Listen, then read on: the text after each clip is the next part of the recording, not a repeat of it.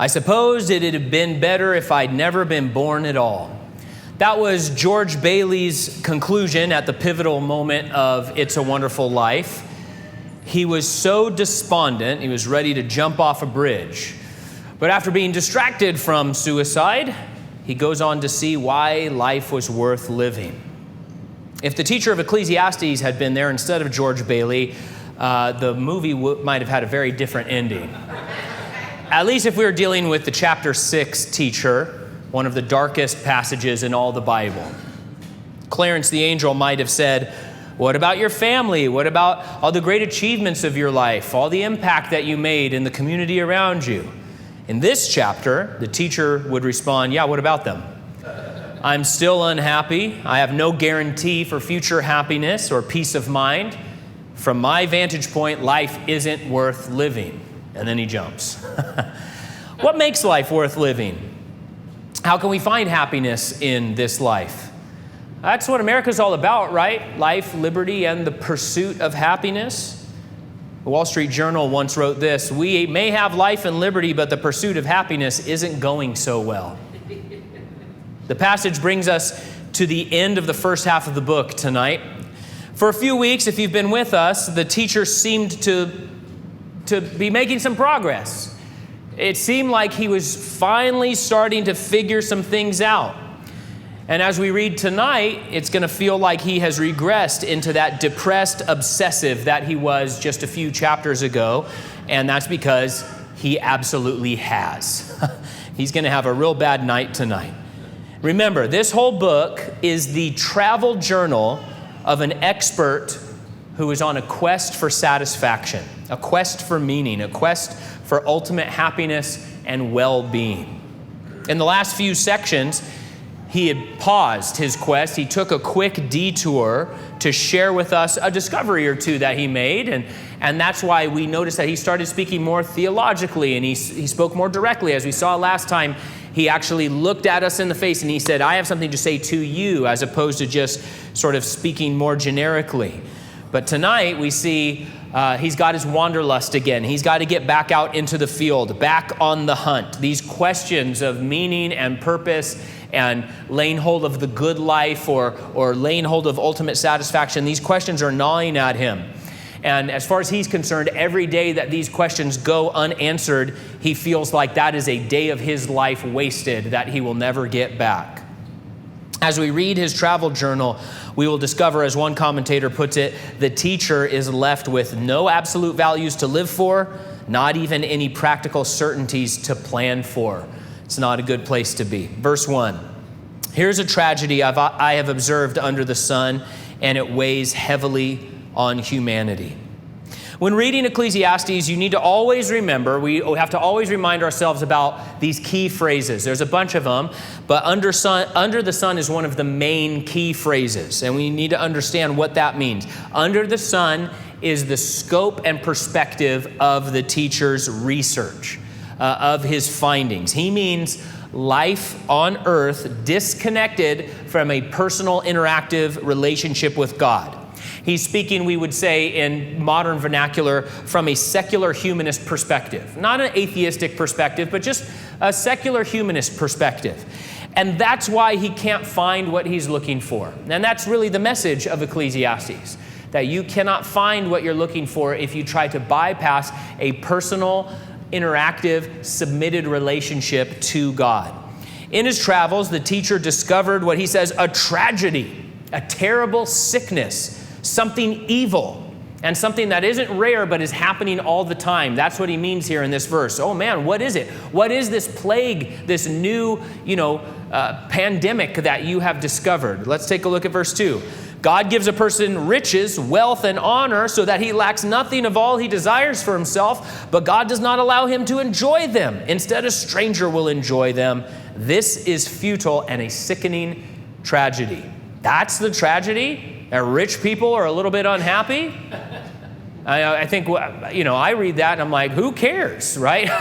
But that's a bad attitude to have. That reveals more about me than about this verse. But the truth is, it's not just, well, this is a tragedy. Rich people don't have it so good.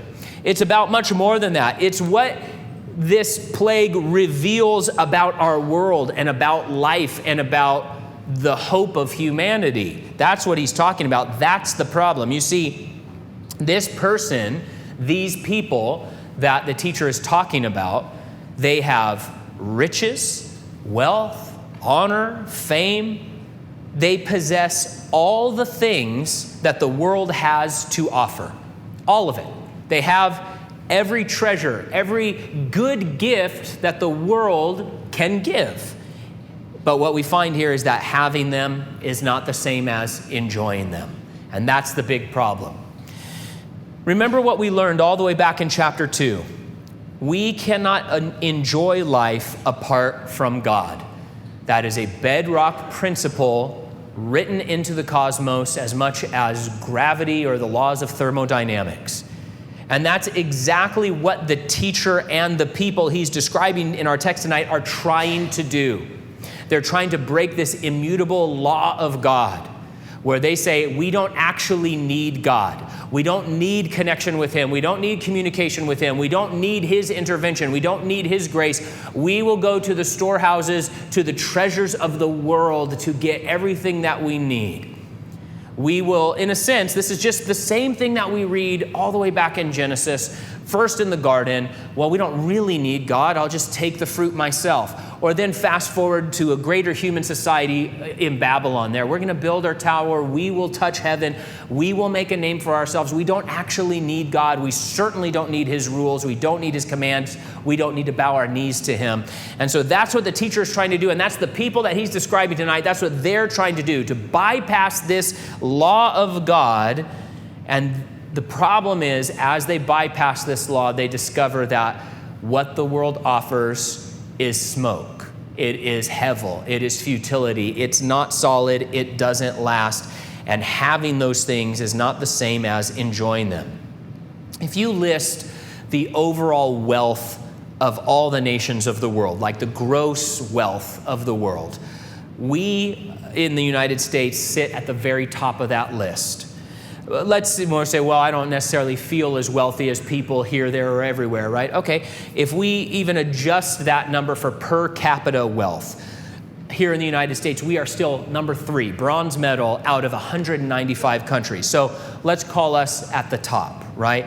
Meanwhile, we have the highest suicide rate of all the wealthy nations. Why is that? Shouldn't that be the opposite?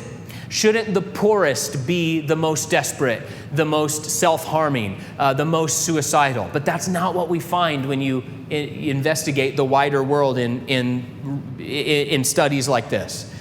Now, is the teacher saying here that every rich person is secretly depressed and suicidal? No, absolutely not. And we've talked in previous passages, having wealth, even if you're a Christian, is not a bad thing in and of itself. In fact, he says, hey, God, even here, God gives a person wealth. It is a gift from God, right? We look at these characters in the Bible, whether it's Abraham in the Old Testament, Lydia in the New Testament, people with a lot of material possessions. It's not a bad thing to have if the Lord has given it to you and has led you into that life. It is the pursuit of wealth. It is the love of wealth. It is making wealthier God that causes all these problems. So the teacher is not saying that every rich person is depressed and suicidal. He's speaking generally in trends that we can observe even scientifically today. But even on a smaller level, if we look within at our own hearts and are a little bit honest, I think we all have known that feeling of finally getting something that we wanted so badly, something that we pined for and stared at and obsessed over. This happens a lot to youngsters, right? The kids, and as parents, you see this thing that they want, this thing that they're asking for Christmas, this thing that they're saving up their little bits of allowance for, and you're just thinking, oh my gosh, this is such a piece of junk. And the kids are so excited about it, right? And then finally we get the thing on Christmas morning, or when we finally saved up enough, and then maybe a year later, maybe months later, maybe a few hours later, we find our hearts are no longer thumping for that thing anymore. We've all experienced that on some level, big or small. The thing we realized didn't bring the satisfaction we were really hoping it would. When a man in the crowd wanted Jesus to decide an inheritance dispute between him and a family member, what did Jesus say? He said, "Friend, one's life is not in the abundance of his possessions." It's the wrong focus. So this guy was saying, hey, I've got Jesus Christ. Even if he didn't understand that Jesus was the Messiah, he's there listening to Jesus because he recognizes Jesus Christ teaches like no one ever. He is a rabbi to settle disputes. He is the speaker of truth. He is, the words of God are flowing from his mouth. And he's like, can you get more of the inheritance for me? That's what you want to spend your 5 seconds with Jesus on? If we think about it that way, if you had, I don't know, whoever it is, if you had 5 minutes to talk to the expert of experts, if you had 5 minutes to talk to Jesus Christ, what are you going to ask him? And he says, well, I want you to give me more stuff, Jesus. And Jesus is like, man, your focus is altogether wrong.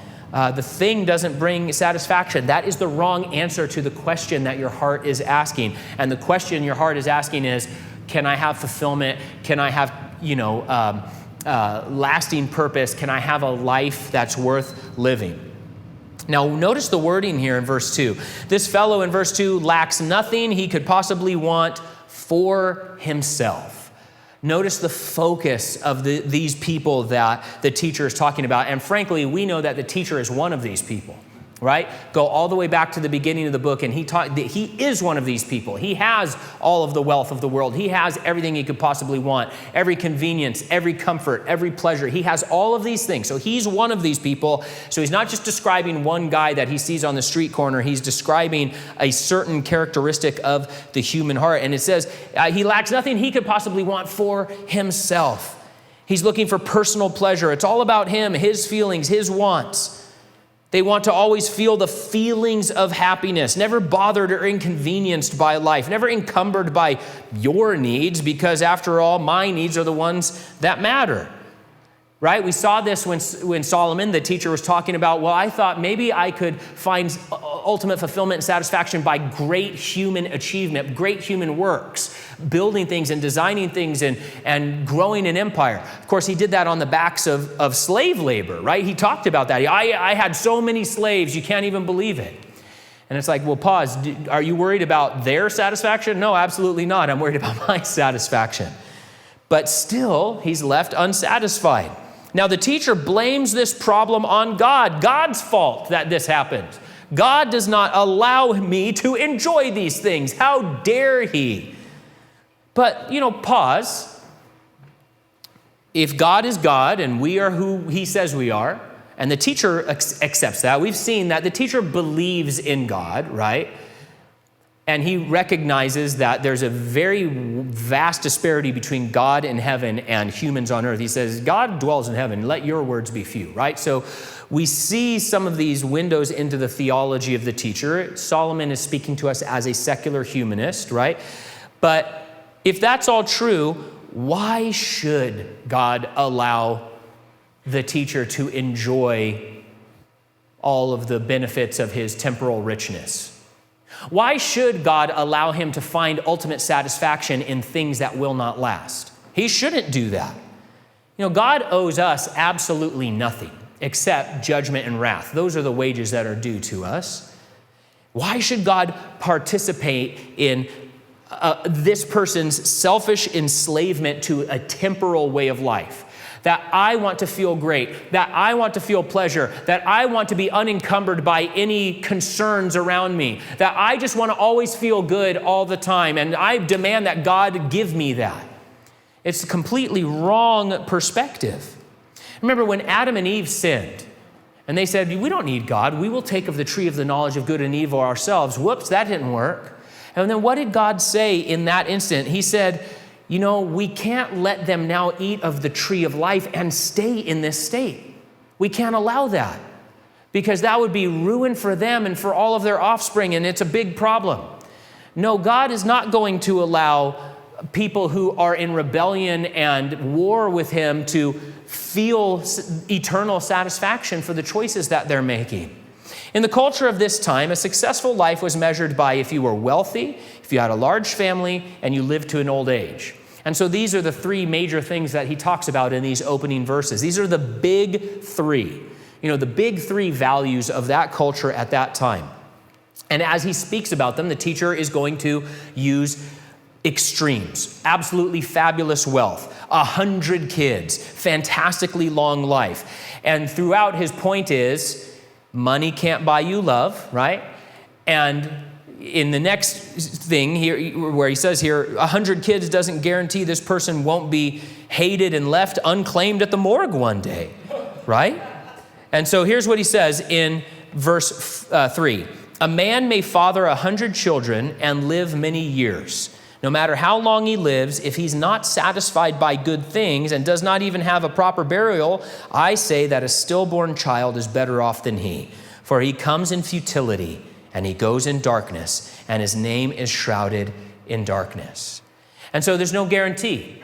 So what we're seeing here is a picture of the person who, to the absolute furthest degree that none of us could ever hope to attain, absolute fantastic wealth that no one could ever get close to, like Elon Musk times 100, and 100 kids, and we're going to see like 2,000 years of life. And he says none of that will guarantee you fulfillment. But those are the big three things that the world at that time said, if you hit these markers, you are fulfilled. And he says, but it's not true. And so the teacher here kind of throws up his hands and he says, I did the thing. I did the thing. I built the empire. I filled to the treasure houses. I had the kids. I attained what the world said was the goal of all goals. So where's the promise of the relational fulfillment and family honor and the monument to my greatness after I died, that everyone will forever remember me? It doesn't exist because life is about more than numbers. One problem is that he was still worried about himself more than anyone else. Look, if he is not satisfied by good things, I want to feel good. My kids exist so that I can feel good about myself. And you think, you're not thinking about life correctly. We understand that because we're believers, right? And we understand the other part. But the teacher here is saying, what gives? I did the thing, and I'm still unsatisfied. And we see that, right? In It's a Wonderful Life. Probably, to me, the saddest moment of It's a Wonderful Life is when he comes home, George Bailey, and he's all upset. And his wife's trying to be, chipper, and the kids are playing their music and stuff like that. And he bursts out, why did we have to have all these kids? And you're like, oh, man. And the kids are like, we're sorry, Dad, That's like the worst part of the movie, but that's exactly what he's talking about. He's like, I thought kids were supposed to be a good thing. We're supposed to benefit me. And the teacher's saying here, I don't feel any better. And the reason is because his pursuit is self-satisfaction based off of the resources the world offers. But it's at this point that the teacher has his George Bailey moment. He says, man, it would be better if I had never been born. Verse 5, though a stillborn child does not see the sun and is not conscious, it has more rest than he. And put in parentheses, than me. That's what he's saying. He wants rest. He wants peace in his heart. He wants to have a heart and mind that is untroubled. But we live in a difficult, troubled world that is plagued by time, death, and chance. That's one of the themes of this book. And the teacher can't escape it, no matter how much money he has, no matter how much power he has, no matter how much achievement he does, no matter all of the things, he can't escape these things that are chasing him. And so in this dark moment, he says, I envy the child that died before birth. Is the Bible saying that it's better to be stillborn? Again, consider the scope of the study. The teacher is not speaking as a believer, right? The teacher is speaking as a secular humanist seeking purpose and meaning. He's not considering eternity. That's the whole point. It's all under the sun. He's trapped under the sun and saying, I just want what I can get here in this life because that's all that matters. As far as he's concerned, life ends at the grave. He's not talking about what happens to human souls after death. So sometimes people pull these verses out of Ecclesiastes because they are shocking to our Christian doctrine and ethic, but we have to understand what is what is the style of this book and what is the context of this book. And I think we've done a good job just reminding ourselves, okay, under the sun, this is what he's doing. This isn't Jesus speaking to us. It is the teacher. And those are two very different individuals. So no, the Bible's not saying it's better to be stillborn. From this vantage point, he's saying, okay, well, look, I can do all the right things and work myself to the bone to only have all of my riches taken away and my family relationships broken and end up with some debilitating disease that kills me with terrible suffering. Well, then what's the point? That's the question he's asking. In that case, if that's all there is to life, it would be much easier to be a stillborn baby. That's his conclusion, and from his perspective, he's not wrong, but he's forgetting the main piece of the puzzle. He's forgetting the major part of the equation. He has set God aside, set what God has revealed aside, and he's just trying to build a Tower of Babel for himself. Now, with that said, I will note this. Solomon considered this stillborn baby to be a person as much as the rich man with 100 children, right? He's saying, well, these are both people. This guy suffered a bunch. This person did not suffer a bunch. And so even though their experience was different, their essence was the same. In the strange political world we live in right now, you're hearing more and more Christians back away from the sanctity of life and from the importance of defending the unborn.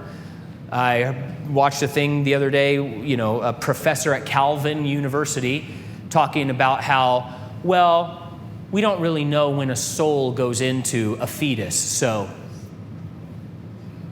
And you're like, wait, what? God knew your name from before the foundation of the earth. So, but look at what Solomon is saying here, even from the perspective of the teacher. He's like, well, that's a person. And that person has human value. So, verse 6, and if a person lives 1,000 years twice but does not experience happiness, do not both go to the same place. Let's say someone lives twice as long as the oldest person ever, Methuselah. We say he lived 1,000 years. He lived 969 years. Okay, he says, well, okay, somebody lives twice as long as that. Impossible, but death is still going to get them. Even if you lived 2,000 years, death is going to get you in the end. And living a long time doesn't guarantee a happy life. In fact, the more often the case is that the longer you live, the more opportunity you have to suffer under the sun. The teacher doesn't want to die, but he also doesn't see what the point of living is. It's very sad. And so after failing at finding satisfaction in the big three of his time and culture, right? Wealth, family, and old age, he then turns to, all right, well, let's think smaller. Let's go towards smaller pursuits now. How about day-to-day things like really killing it at work and getting run-of-the-mill satisfactions for my body and becoming the smartest guy in the room? And that's what the rest of the verses, or the next set of verses are. All of a person's labor is for his stomach, yet the appetite is never satisfied. Focusing on day-to-day pleasure didn't fare any better than his long-term whole life plans. The poor teacher, he's going the wrong way. So he's looking at the whole of life and he realizes that he's not getting any satisfaction. And so then instead of stepping beyond himself and saying, maybe I should turn and look to the God who I know made me and the God who's in heaven, he turns the wrong way and he starts thinking smaller. Well, let's just look at day-to-day things. But the problem is your stomach will always become hungry again, no matter how good the meal was that you had yesterday. Your eyes will never finish seeing. You'll never get to the point where it's like, it's full, I'm done seeing, I don't want to see anymore. The urge you satisfy today is going to return tomorrow, demanding another serving. That's just the way of things. This is what ethicists call the hedonistic paradox. The more people pursue pleasure, the more elusive the goal becomes. Verse 8, what advantage then does the wise person have over the fool? What advantage is there for the poor person who knows how to conduct himself before others? Whether it's wealth, fame, intellect, or experiences, satisfaction is sold separately. That's what we think. We think we're going to get the thing. We're going to get satisfaction from the experience itself, from the thing itself, from the achievement itself. But as one commentator puts it, satisfaction is sold separately. You can't fill your heart with those things. You can impact your body, you can distract your mind, you can do certain things that will last for a while, but the eternal part of your heart will not be sated by anything that this world has to offer. The wisdom of this world, the experience of this world, the treasure of this world cannot bring peace to your heart, because the world is temporal and there is eternity in your heart. And you can't scratch that itch with anything the world has to offer. And so the teacher turns from one pursuit to another, right? What about money? What about family? What about old age? What about pleasures? What about being good at work? What about being extremely wise from the world's perspective? And each time he's left more frustrated than before. Michael Eaton writes, the teacher is slamming every door except the door of faith. And that's the whole point. He's going to culminate at the end of the book and say, I found the door that we can walk through to receive the satisfaction that we're so desperate for. Verse 9, better what the eyes see than wandering desire. This too is futile and a pursuit of the wind. For me, the New Living Translation helps clear up this verse. It says, enjoy what you have rather than desiring what you don't have. Just dreaming about nice things is meaningless, like chasing the wind. Now listen, we don't want to quash the dreams of little ones, but once it's like when Paul says, when I was a child, I did things like a child. Once we become adults and understand more of the world and what's going on here, especially as we look at the revelation of God's word, some dreams need to be left behind, right? Worldly dreams, unrealistic dreams, dreams that buy into the lie of the culture around us. We've got to give up chasing the wind. Instead of cultivating desire for what we don't have, we should cultivate thankfulness and contentment with what we do have. Now remember what Paul told Timothy, godliness with contentment is great gain. And that's what the teacher is after, right? Profit, gain, advantage, lasting abundance in the heart. That's what he's looking for. And he's trying to find it anywhere he can, all these different pursuits, going to an extent none of us could ever dream. And meanwhile, for the believer, God comes to us through his apostles and through the rest of the scripture, and he says, you can have the advantage, you can have the lasting abundance, you can have what you're looking for. And here's an important aspect of that, godliness with contentment. By being content with what you have, you become abundantly satisfied in your heart. When we walk with God, he gives us life more abundantly in the now and in the not yet. Eternal life, right? We don't just say, God doesn't just say, I've saved you and now I'll see you when you die. He says, I've saved you and now I'm going to give you life more abundantly starting right now. Everlasting life starting right now. Spiritual, supernatural gifts and blessings starting right now. He gives joy for the temporal and regenerates our lives with the eternal. Verse 9 is the close of the first half of the book. Verses 10 through 12 then serve as a bridge to start us into the second half. And as we head toward part 2, we see the teacher still very pessimistic. Verse 10, whatever exists was given its name long ago, and it is known what mankind is. He's not able to contend with the one stronger than he. The teacher spent this chapter complaining. He's offended that he can't find happiness for himself despite his wealth, despite his greatness, despite his achievement. He's mad about it. But we see here he's wise enough to realize that it will do no good arguing these complaints with God. Now, Job, in his book, he had complaints for God. And for a time, he said, I'd like to get God down here. I'd like to talk to him and about all this stuff because I think I can prove that I'm right and God has messed up here. And of course, God came and he said, I have a few dozen questions for you. Were you there at the foundation of the world? Have you seen the storehouses in heaven? Did you make Leviathan? And Job says, oh, gotcha. You're right. I have nothing else to say, right? And so if the teacher had been one of Job's friends, he probably would have said, you should probably just kill yourself, right? If he's the first half of the book teacher. But if the teacher is one of Job's friends and Job started complaining, he would have been like, I hear you, man, but like that's not an argument you can win. God is sovereign, and just don't complain to him about it. But scholars will also point out that in this verse, the teacher is making specific, purposeful references to Adam in the opening chapters of Genesis. The problems of life, of unfulfillment, of peace, and rest in the heart are nothing new. They have existed since the fall of man. It is the result of sin and the broken relationship between God and man that human beings feel this way. Dwayne Garrett writes, no sage, however brilliant or daring, has substantially added to Adam's discovery. Adam has already shown us what we are. And so if we want to know why things are the way they are, why people have such struggle and difficulty in life, look to the Word of God that lays it all out and lays out the path of escape for us.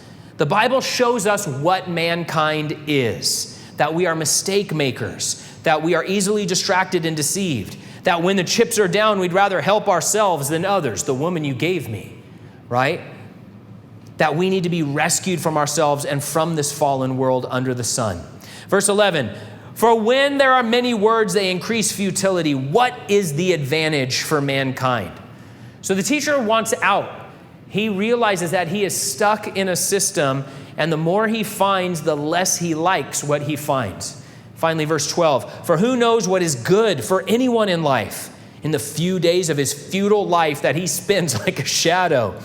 Who can tell anyone what will happen after him under the sun? Not real great at parties. He threw a lot of parties, but you didn't want to talk to him at these parties. So the teacher asked some rhetorical questions here, but they are questions that need answering. Where does good come from?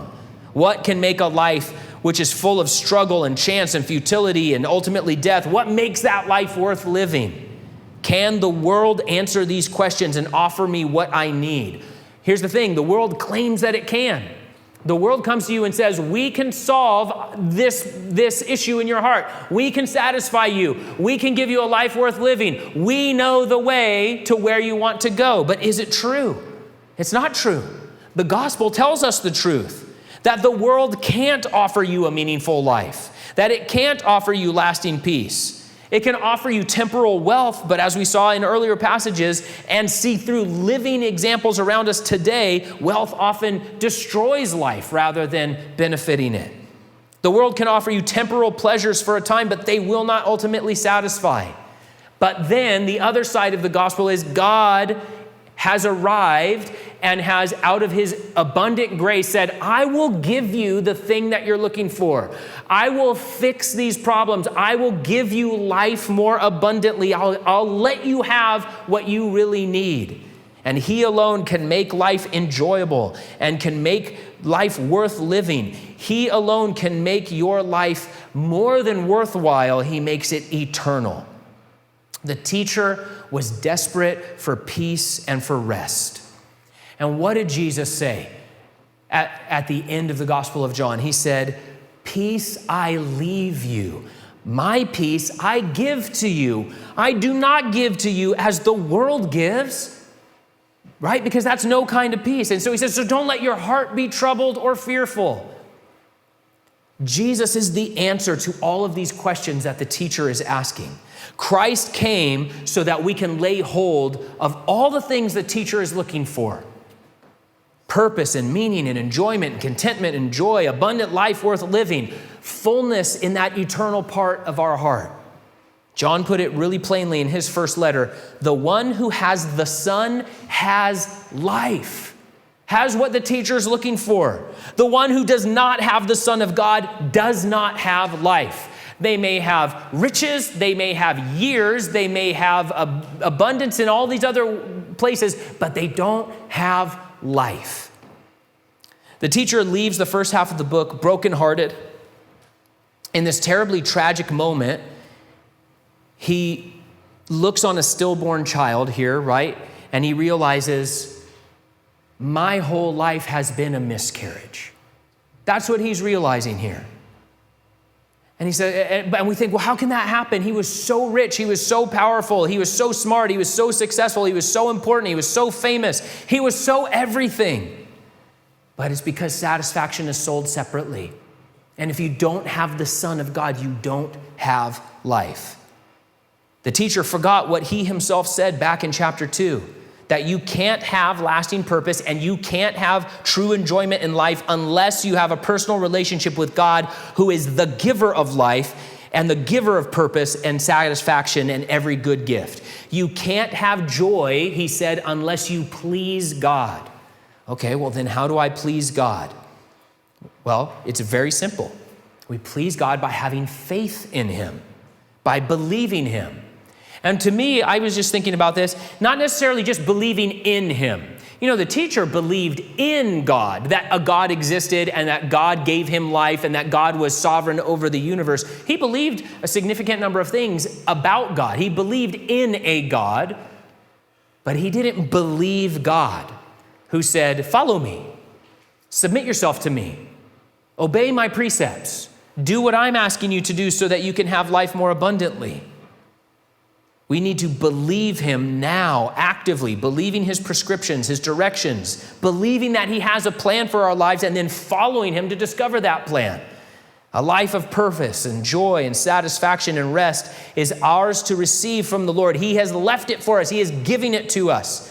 Now, whether that includes material prosperity or not, he still leaves us joy. He still leaves us contentment, satisfaction, purpose. Because what we are learning through the teacher is that material prosperity does not give us those things. The Lord gives those things. And he is ready to give you temporal fulfillment and eternal purpose if you will believe him, walk with him, and be born again into this new life that he's offering.